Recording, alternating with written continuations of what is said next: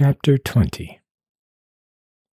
But a big man cannot stay drunk very long on $3. That was Sunday morning, and Monday night, Yorgis came home, sober and sick, realizing he had spent every cent the family owned, and had not bought a single instant's forgetfulness with it. Ona was not yet buried, but the police had been notified, and on the morrow they would put the body in a pine coffin and take it to the potter's field. Elzbieta was out begging now, a few pennies from each of the neighbors, to get enough to pay for a mass for her. And the children were upstairs starving to death, while he, good-for-nothing rascal, had been spending their money on drink. So spoke Annele scornfully, and when he started toward the fire, she added the information that her kitchen was no longer for him to fill with his phosphate stinks. She had crowded all her boarders into one room on Ona's account, but now he could go up in the garret where he belonged, and not there much longer either, if he did not pay her some rent. Yorgis went without a word, and stepping over half a dozen sleeping boarders in the next room, ascended the ladder. It was dark up above. They could not afford any light. Also, it was nearly as cold as outdoors. In a corner, as far away from the corpse as possible, sat Maria, holding little Antonis in her one good arm and trying to soothe him to sleep. In another corner crouched poor little Josipas, wailing because he had had nothing to eat all day. Maria said not a word to Yorgis. He crept in like a whipped cur, and went and sat down by the body. Perhaps he ought to have meditated upon the hunger of the children, and upon his own baseness. But he thought only of Ona. He gave himself up again to the luxury of grief. He shed no tears, being ashamed to make a sound. He sat motionless and shuddering with his anguish. He had never dreamed how much he loved Ona, until now that she was gone, until now that he sat here, knowing that on the morrow they would take her away, and that he would never lay eyes upon her again, never all the days of his life. His old love, which had been starved to death, beaten to death, awoke in him again. The floodgates of memory were lifted. He saw all their life together, saw her as he had seen her in Lithuania, the first day at the fair, beautiful as the flowers, singing like a bird. He saw her as he had married her, with all her tenderness, with her heart of wonder. The very words she had spoken seemed to ring now in his ears. The tears she had shed to be wet upon his cheek. The long, cruel battle with misery and hunger had hardened and embittered him, but it had not changed her. She had been the same hungry soul to the end, stretching out her arms to him, pleading with him, begging him for love and tenderness. And she had suffered. So cruelly she had suffered, such agonies, such infamies. Oh God, the memory of them was not to be borne. What a monster of wickedness, of heartlessness he had been. Every angry word that he had ever spoken came back to him and cut him like a knife. Every selfish act that he had done. With what torments he paid for them now. In such devotion and awe as welled up in his soul. Now that it could never be spoken. Now that it was too late. Too late. His bosom was choking with it, bursting with it. He crouched here in the darkness beside her, stretching out his arms to her, and she was gone forever. She was dead. He could have screamed aloud with the horror and despair of it. A sweat of agony bearded his forehead. Yet he dared not make a sound. He scarcely dared to breathe, because of his shame and loathing of himself.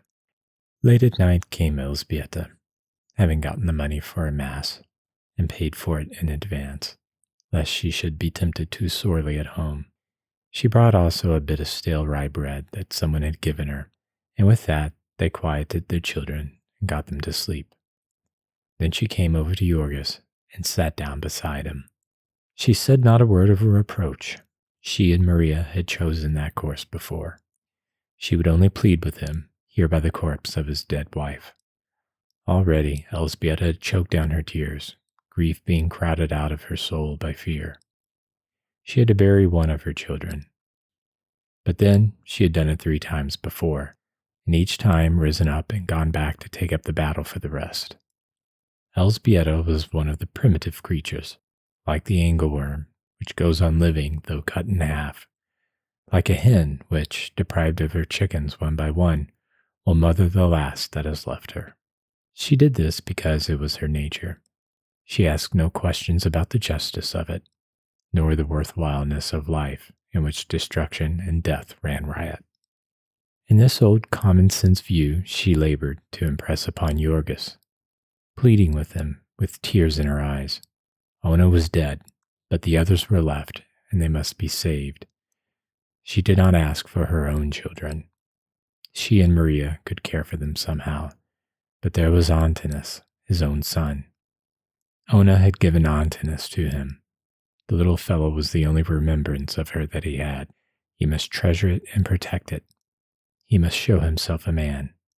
He knew what Ona would have had him do, what she would ask of him at this moment if she could speak to him.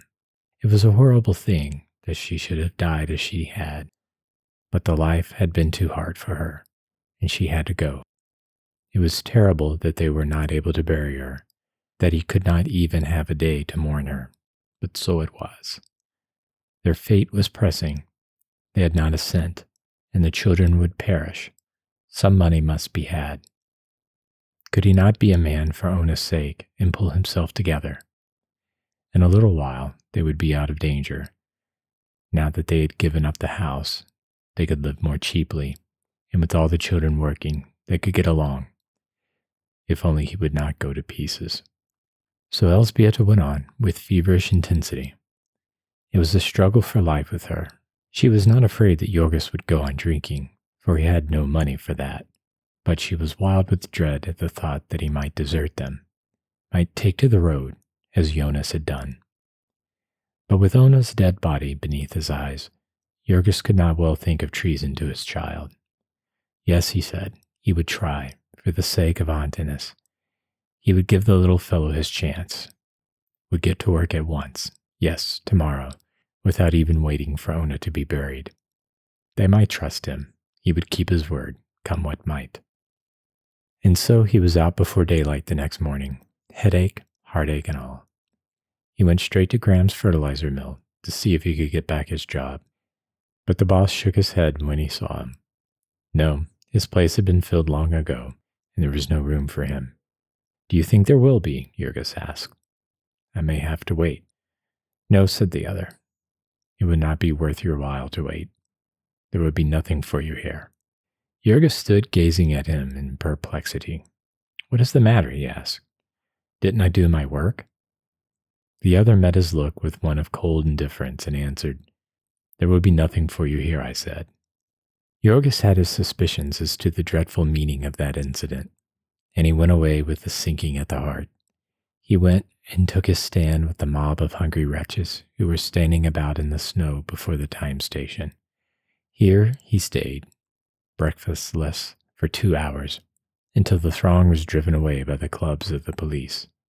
There was no work for him that day. Yorgos had made a good many acquaintances in his long services at the yards. There were saloon keepers who would trust him for a drink and a sandwich, and members of his old union who would lend him a dime at a bench. It was not a question of life and death for him, therefore. He might hunt all day and come again on the morrow and try hanging on thus for weeks, like hundreds and thousands of others. Meantime, Teta Elzbieta would go and beg, over in the Hyde Park district, and the children would bring home enough to pacify Annalay and keep them all alive. It was at the end of a week of this sort of waiting, roaming about in the bitter winds or loafing in saloons, that Yorgos stumbled on a chance in one of the cellars of Jones's big packing plant. He saw a foreman passing the open doorway and hailed him for a job. Push a truck? Inquired the man, and Yorgos answered, Yes, sir, before the words were well out of his mouth. What's your name? Demanded the other. Yorgos Rutkus. Worked in the yards before? Yes. Whereabouts? 2 places, Brown's Killing Beds and Durham's fertilizer mill. Why did you leave there? The first time I had an accident, and the last time I was sent up for a month. I see. Well, I'll give you a trial. Come early tomorrow and ask for Mr. Thomas. So Jorgis rushed home with the wild tidings that he had a job, that the terrible siege was over. The remnants of the family had quite a celebration that night, and in the morning, Jorgis was at the place half an hour before the time of opening. The foreman came in shortly afterward, and when he saw Jorgis, he frowned. "Oh," he said, "I promised you a job, didn't I?" "Yes, sir," said Jorgis. "Well, I'm sorry, but I made a mistake. I can't use you." Jorgis stared, dumbfounded. "What's the matter?" he gasped. "Nothing," said the man. "Only I can't use you." There was the same cold, hostile stare that he had had from the boss of the fertilizer mill. He knew that there was no use in saying a word, and he turned and went away. Out in the saloons, the men could tell him all about the meaning of it. They gazed at him with pitying eyes. Poor devil, he was blacklisted. What had he done, they asked? Knocked down his boss? Good heavens, then he might have known. Why, he stood as much chance of getting a job in Packingtown as of being chosen mayor of Chicago. Why had he wasted his time hunting? They had him on a secret list in every office, big and little, in the place. They had his name by this time in St. Louis, in New York, in Omaha and Boston, in Kansas City and St. Joseph.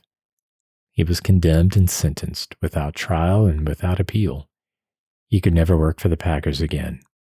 He could not even clean cattle pens or drive a truck in any place where they controlled. He might try it if he chose, as hundreds had tried it and found out for themselves. He would never be told anything about it. He would never get any more satisfaction than he had gotten just now. But he would always find, when the time came, that he was not needed. It would not do for him to give any other name either. They had company spotters just for that purpose, and he wouldn't keep a job in Packingtown 3 days. It was worth a fortune to the Packers to keep their blacklist effective as a warning to the men and a means of keeping down union agitation and political discontent. Jorgis went home, carrying these new tidings to the family council. It was a most cruel thing. Here in this district was his home, such as it was, the place he was used to and the friends he knew, and now every possibility of employment in it was closed to him. There was nothing in Packingtown but packing houses, and so it was the same thing as evicting him from his home. He and the two women spent all day and half the night discussing it. It would be convenient downtown to the children's place of work. But then Maria was on the road to recovery and had hopes of getting a job in the yards. And though she did not see her old-time lover once a month because of the misery of their state, yet she could not make up her mind to go away and give him up forever. Then, too, Elzbieta had heard something about a chance to scrub floors in Durham's offices and was waiting every day for word. In the end, it was decided that Jorgis should go downtown to strike out for himself, and they would decide after he got a job. As there was no one from whom he could borrow there, and he dared not beg for fear of being arrested, it was arranged that every day he should meet one of the children and be given 15 cents of their earnings, upon which he could keep going. Then all day he was to pace the streets with hundreds and thousands of other homeless wretches inquiring at stores, warehouses, and factories for a chance. And at night he was to crawl into some doorway or underneath a truck and hide there until midnight, when he might get into one of the station houses and spread a newspaper upon the floor, and lie down in the midst of a throng of bums and beggars, reeking with alcohol and tobacco, and filthy with vermin and disease.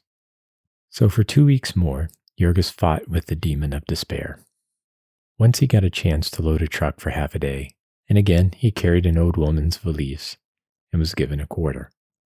This led him into a lodging house on several nights where he might otherwise have frozen to death, and it also gave him a chance now and then to buy a newspaper in the morning and hunt up jobs while his rivals were watching and waiting for a paper to be thrown away. This, however, was really not the advantage it seemed, for the newspaper advertisements were a cause of much loss of precious time and of many weary journeys. A full half of these were fakes, put in by the endless variety of establishments which preyed upon the helpless ignorance of the unemployed. If Jorgis lost only his time, it was because he had nothing else to lose. Whenever a smooth-tongued agent would tell him of the wonderful positions he had on hand. He could only shake his head sorrowfully and say that he had not the necessary dollar to deposit. When it was explained to him what big money he and all his family could make by coloring photographs, he could only promise to come in again when he had $2 to invest in the outfit. In the end, Jurgis got a chance through an accidental meeting with an old-time acquaintance of his union days. He met this man on his way to work in the giant factories of the Harvester Trust, and his friend told him to come along and he would speak a good word for him to his boss, whom he knew well. So Jurgis trudged 4 or 5 miles and passed through a waiting throng of unemployed at the gate under the escort of his friend. His knees nearly gave way beneath him when the foreman, after looking him over and questioning him, told him that he could find an opening for him. How much this accident meant to Jurgis he realized only by stages, for he found that the Harvester Works were the sort of place to which philanthropists and reformers pointed with pride. It had some thought for its employees. Its workshops were big and roomy. It provided a restaurant where the workmen could buy good food at cost. It had even a reading room, and decent places where its girl hands could rest. Also, the work was free from many of the elements of filth and repulsiveness that prevailed at the stockyards. Day after day, Jurgis discovered these things never expected nor dreamed of by him, until this new place came to seem a kind of heaven to him. It was an enormous establishment, covering 160 acres of ground, employing 5,000 people, and turning out over 300,000 machines every year, a good part of all the harvesting and mowing machines used in the country. Jurgis saw very little of it, of course. It was all specialized work, the same as at the stockyards. Each one of the hundreds of parts of mowing machine was made separately and sometimes handled by hundreds of men. Where Jurgis worked, there was a machine which cut and stamped a certain piece of steel, about 2 square inches in size. The pieces came tumbling out upon a tray, and all that human hands had to do was to pile them in regular rows and change the trays at intervals. This was done by a single boy, who stood with eyes and thought centered upon it, and fingers flying so fast that the sounds of the bits of steel striking upon each other was like the music of an express train, as one hears it in a sleeping car at night. This was piecework, of course, and besides, it was made certain that the boy did not idle, by setting the machine to match the highest possible speed of human hands. 30,000 of these pieces he handled every day, 9 or 10 million every year. How many in a lifetime it rested with the gods to say. Near by him, men sat bending over whirling grindstones, putting the finishing touches to the steel knives of the reaper, picking them out of a basket with the right hand, pressing first one side and then the other against the stone, and finally dropping them with the left hand into another basket. One of these men told Jurgis that he had sharpened 3,000 pieces of steel a day for 13 years. In the next room were wonderful machines that ate up long steel rods by slow stages, cutting them off, seizing the pieces, stamping heads upon them, grinding them and polishing them, threading them, and finally dropping them into a basket, all ready to bolt the harvesters together. From yet another machine came tens of thousands of steel burrs to fit upon these bolts. In other places, all these various parts were dipped into troughs of paint and hung up to dry, and then slid along on trolleys to a room where men streaked them with red and yellow, so that they might look cheerful in the harvest fields. Jurgis's friend worked upstairs in the casting rooms, and his task was to make the molds of a certain part. He shoveled black sand into an iron receptacle and pounded it tight and set it aside to harden. Then it would be taken out and molten iron poured into it. This man too is paid by the mold, or rather for perfect castings, nearly half his work going for naught. You might see him, along with dozens of others, toiling like one possessed by a whole community of demons, his arms working like the driving rods of an engine, his long black hair flying wild, his eyes starting out, the sweat rolling in rivers down his face. When he had shoveled the mold full of sand and reached for the pounder to pound it with, it was after the manner of a canoeist running rapids and seizing a pole at sight of a submerged rock. All day long this man would toil thus, his whole being centered upon the purpose of making 23 instead of 22.5 cents an hour. and then his product would be reckoned up by the census taker, and jubilant captains of industry would boast of it in their banquet halls, telling how our workers are nearly twice as efficient as those of any other country. If we are the greatest nation the sun ever shone upon, it would seem to be mainly because we have been able to goad our wage earners to this pitch of frenzy, though there are a few other things that are great among us, including our drink bill, which is $1.25 billion a year, and doubling itself every decade. There was a machine which stamped out the iron plates, and then another which, with a mighty thud, mashed them to the shape of the sitting down portion of the American farmer. Then they were piled upon a truck, and it was Jurgis's task to wheel them to the room where the machines were assembled. This was child's play for him, and he got $1.75 a day for it. On Saturday, he paid Annalee the 75 cents a week he owed her for the use of her garret, and also redeemed his overcoat, which Elzbieta had put in pawn when he was in jail.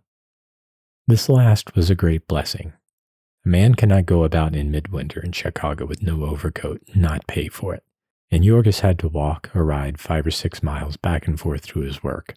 It so happened that half of this was in one direction and half in another, necessitating a change of cars.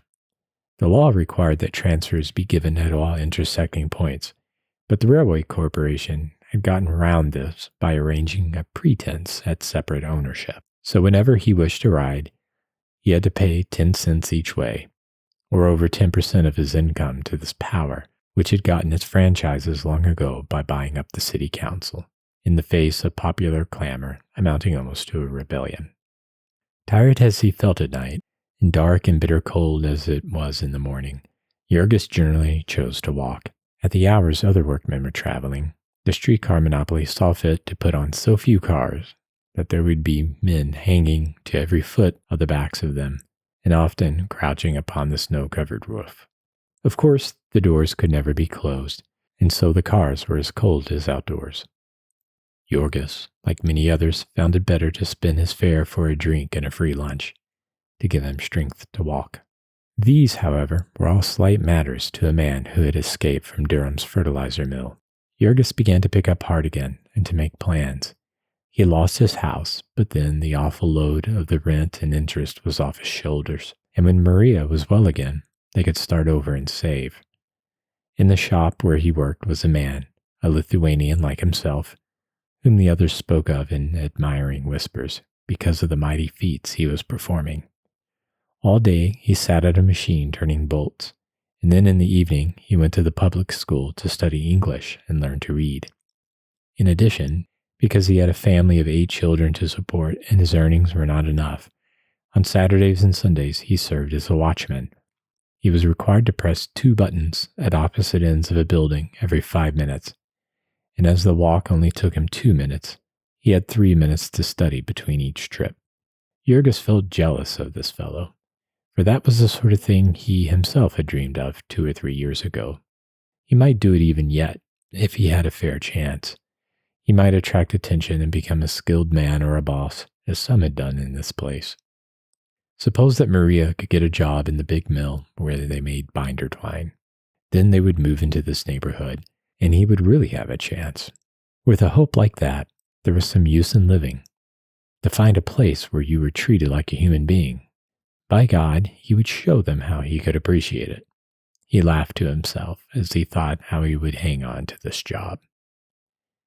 And then one afternoon, the 9th of his work in the place, when he went to get his overcoat, he saw a group of men crowded before a placard on the door, and when he went over and asked what it was, they told him that beginning with the morrow, his department of the harvester works would be closed until further notice.